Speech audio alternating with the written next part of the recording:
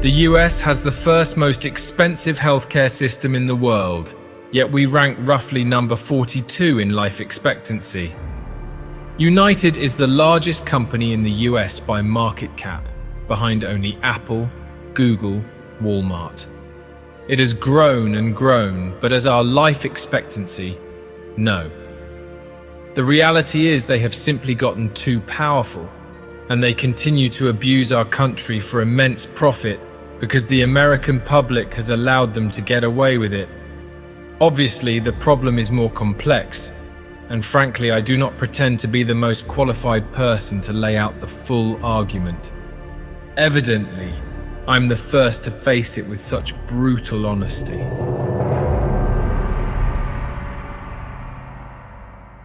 Luigi Mangione became a global sensation in December 2024, after being identified as the main suspect in taking the life of Brian Thompson, CEO of the health insurance company United Healthcare in the United States.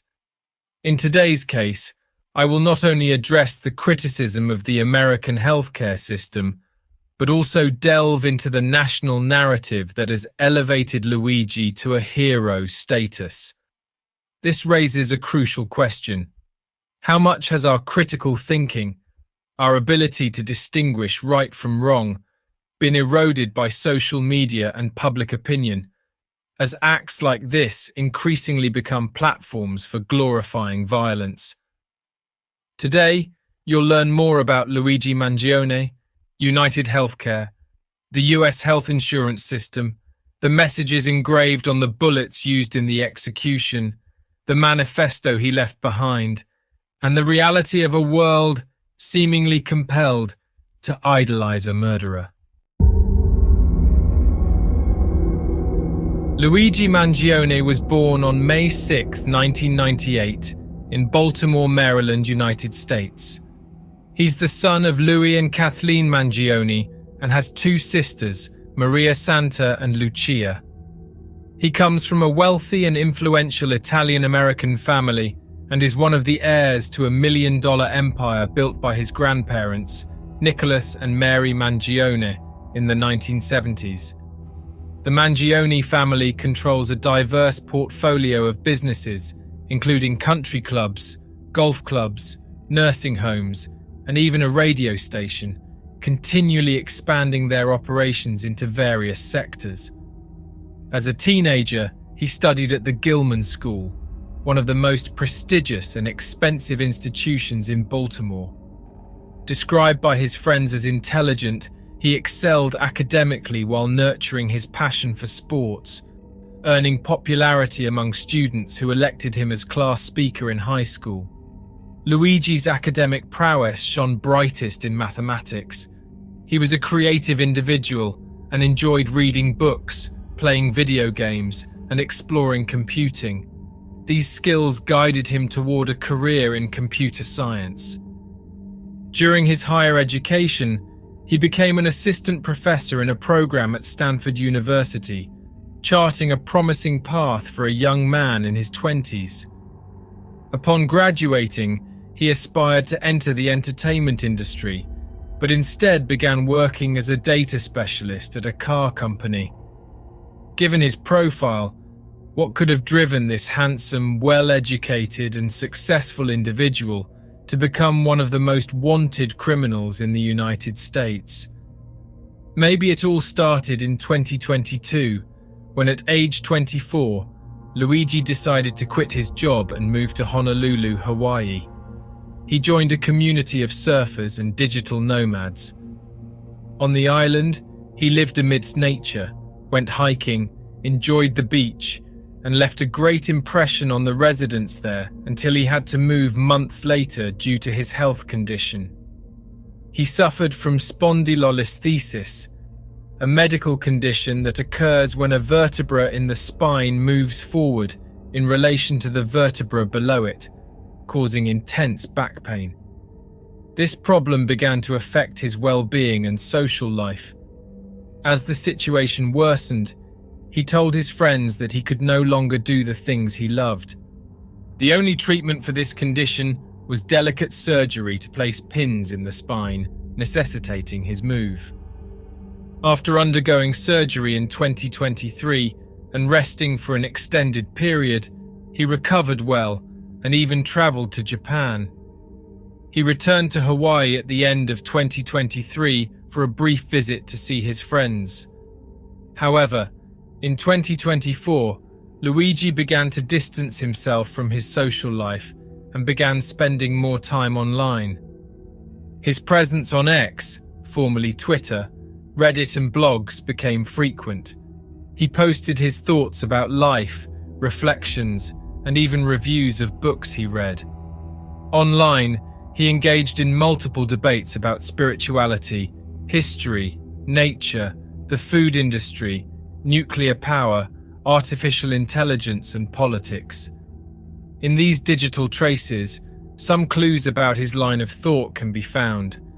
His views were completely confused, following a centrist middle ground aligned with neoliberalism, but condoning homophobic ideas, despite strong suspicions that he was bisexual, transphobic, revering biological masculinity, and opposing feminist ideals.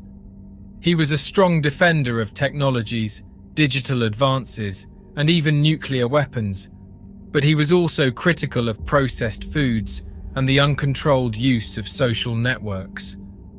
In a post about Japan's birth rate, he suggested that the country should employ more people instead of robots. It is in the midst of all this that he immerses himself in reading a text supplanted by time, the manifesto, Industrial Society and Its Future, written by the terrorist Theodore John Kaczynski. This manifesto ended up being a strong influence on the crime that Luigi Mangione would become known for worldwide.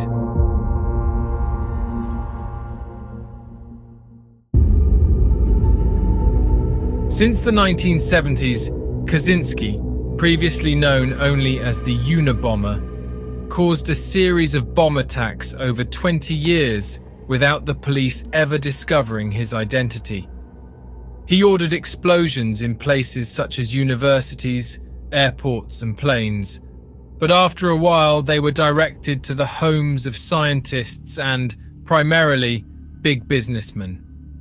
Kaczynski was a Harvard-trained professor and doctor of mathematics who abandoned his career and everything to live alone in a cabin in the middle of a forest. Secluded from society, he devised a plan to strike against the system, nurturing a growing hatred for the unchecked advancement and consumption of technology. Kaczynski believed that people were becoming more susceptible to illness. He abhorred computing, data, and information engineering, at the same time as he was a staunch defender of the environment and opposed the capitalist system and corporate power. In September 1995, the Washington Post and the New York Times were forced to publish his manifesto, under threats of new bombings in the country if they ignored him. This publication marked a significant turning point in the investigation, enabling the FBI, with the help of Kaczynski's brother and linguistic analysis, to identify and apprehend the terrorist in April 1996.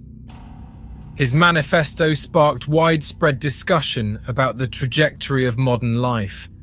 Despite his reflections, the text contained numerous violent assertions, advocating for acts of public disorder as the only solution to the problems he identified. In 1998, Kaczynski was sentenced to life in prison without the possibility of parole, and 23 years later, in 2021, he was diagnosed with rectal cancer. He endured nearly 2 years of treatment before taking his own life in his cell in March 2023. In 2021, Luigi Mangione discovered this manifesto and penned a review that praised the text. One particular observation stands out. It's easy to quickly and thoughtless write this off as the manifesto of a lunatic, in order to avoid facing some of the uncomfortable problems it identifies. But it's simply impossible to ignore how prescient many of his predictions about modern society turned out. He was a violent individual, rightfully imprisoned, who maimed innocent people. While these actions tend to be characterized as those of a crazy Luddite, however, they are more accurately seen as those of an extreme political revolutionary. This opinion marked the beginning of a shift in Luigi's worldview. It revealed a contradiction in his beliefs. How could someone so passionate about technology, a data specialist, programmer, and advocate for artificial intelligence, agree with the notion that these technological advancements, which have brought so much progress to humanity, are actually a great evil? He became so engrossed in this manifesto that he discussed it with colleagues and even shared the text with others. Initially distant from social life, after writing this review, he seemed increasingly focused on self-help programs, personal development, mindset, and healthy habits, gradually distancing himself from the digital world. The last post he shared on X was dated June 10th, 2024, which is an advertisement for a podcast with psychologist Jonathan Haidt about the impact of social media on mental health and human behavior. What follows is a chilling silence. Luigi not only stops updating his social networks and posting on forums, but also vanishes from the lives of those who know him. Between June and December 2024, friends and family lost contact with him, messages went unanswered, and calls were ignored. Everyone decided to respect his space and privacy, but as he remained silent for a while, his mother became increasingly apprehensive. On November 18th, she went to a police station and registered her son as a missing person. Weeks passed and nothing was found about the young man's whereabouts until the fateful day of December 4th. On that Wednesday, around 6:45 a.m., a series of gunshots in the heart of Manhattan captures the nation's and the world's attention. Brian Thompson, the CEO of United Healthcare, one of the largest health insurance companies in the United States, was murdered with 3 gunshots to the back shortly after exiting a car and heading towards a hotel. There was no robbery or other victims, leading police to believe Brian was the intended target. At the scene, bullet casings were found with words engraved on them: deny, defend, and depose. The words on the casings and the professional position that the victim held were undeniably a clear reference to a 2010 book written by lawyer Jay Feinman called Delay, Deny, Defend, which criticizes the financial system of health insurance companies. Although the suspect flees the scene, police track his path through security cameras. Wearing a mask and hooded sweatshirt, he escapes on a bicycle, weaving through streets and avenues, cutting through Central Park and discarding items like a water bottle, a cereal bar wrapper, a backpack containing Monopoly play money, and finally abandoning his bike at a bus terminal where he boards a bus to another state, eluding the police.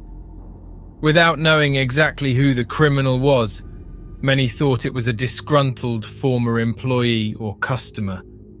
However, while for many he was anonymous, a researcher recognized some similarities with those of the boy reported missing, Luigi Mangione.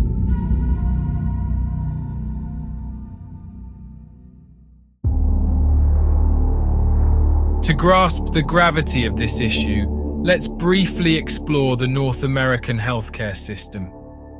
In the United States, the healthcare system is notoriously expensive. To give you an idea, just watch videos of Americans or foreigners living in the country discussing the high costs of medical care. For instance, I've seen videos of people showing the bill for an ambulance that just picked up the person at home and took them to the hospital, costing more than $2,000. And another video where the costs of a birth were presented exceed $100,000. Practically everything related to medical and hospital support in the US comes with a price tag. The best way to safeguard against unforeseen events is by having a health plan, often referred to as health insurance. However, many of these plans are fragmented, leading to limited coverage and the need for extra payments in some cases. For instance, if you can't afford a comprehensive plan, you might opt for basic coverage, which offers access to a few checkups per year. But for any additional procedures, like emergency surgery, you'll have to pay out of pocket. Larger plans might cover more significant expenses, but there's no guarantee that everything will be included. Even if you're wealthy and can afford the top-tier coverage health insurance companies offer, some hospital services are so expensive that you'll still end up paying something out of pocket. In practice, no one can be denied care, but once you pass the screening and you're admitted for surgery or observation, depending on the case, you can incur thousands of dollars in debt. In the hospital, in this life store, each procedure has a price tag, and unfortunately, when we are between life and death, it is challenging to say, "I'd rather die than go bankrupt." So in short, the health insurance system in the United States is simply a financial business. Regarding United Healthcare, Brian Thompson, who became CEO in 2021, wasn't solely responsible for the long historical and social processes leading to the current state. However, under his leadership, the company's profits increased significantly, as did the percentage of denied treatments and coverage. And it is worth mentioning that according to Medicare, a federal health insurance program in the United States, reported in 2023 the national average of denied claims, taking into account all health plans of all types in the country, is 17%. United Healthcare has a rate of 33%, almost double. Consequently, the company faced numerous complaints and online protests. The situation worsened when Brian began receiving threats on his LinkedIn profile, flooded with terrible comments and heartbreaking stories from families and friends of people who lost their lives after having claims rejected by the company. And it was within this context that Brian became the target of an execution.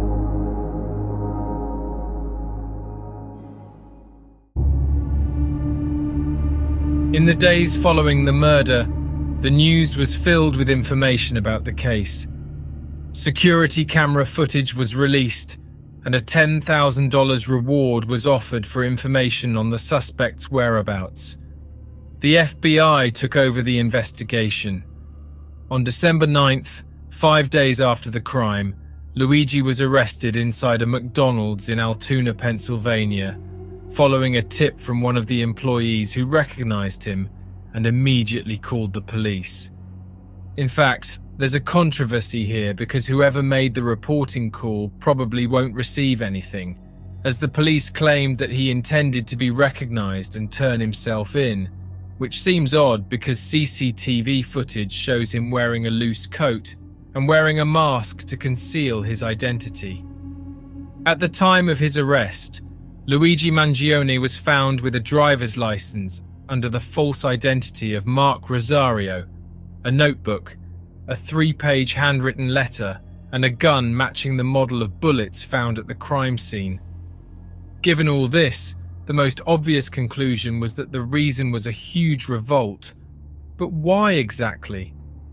There is no evidence that he or anyone in his family were negatively affected by a decision of the agreement, of which, in fact, they were not even members. And by the way, money for him and his family was never a problem. So was this just revolt against the system? This whole case ended up making him an internet celebrity. After his name was released, Luigi gained more than 500,000 followers on X alone, with many demanding his freedom and hailing him as a hero, even though he was still just a suspect. His transformation into a celebrity, and even an idol for some, is both alarming and disturbing. Products emblazoned with the words found on the cartridges sold rapidly. The model of sweatshirt he wore sold over 700 units in just 48 hours. T-shirts and mugs featuring his image and crime references appeared in online stores. There was even a Luigi Mangione lookalike contest, and posters calling for the deaths of other CEOs spread across New York. He became revered as the lone individual courageous enough to do what many wished they could: confront the top representative of a health insurance company notorious for harassing rather than helping its customers. The mystery remains about his whereabouts and activities during the 6 months he was incommunicado. The answers may lie in the notebook and letter found with him. While the full content has not been released, what is known suggests these items form a manifesto explaining his actions and seemingly justifying them. To the feds, I'll keep this short, because I do respect what you do for our country. To save you a lengthy investigation, I state plainly that I wasn't working with anyone.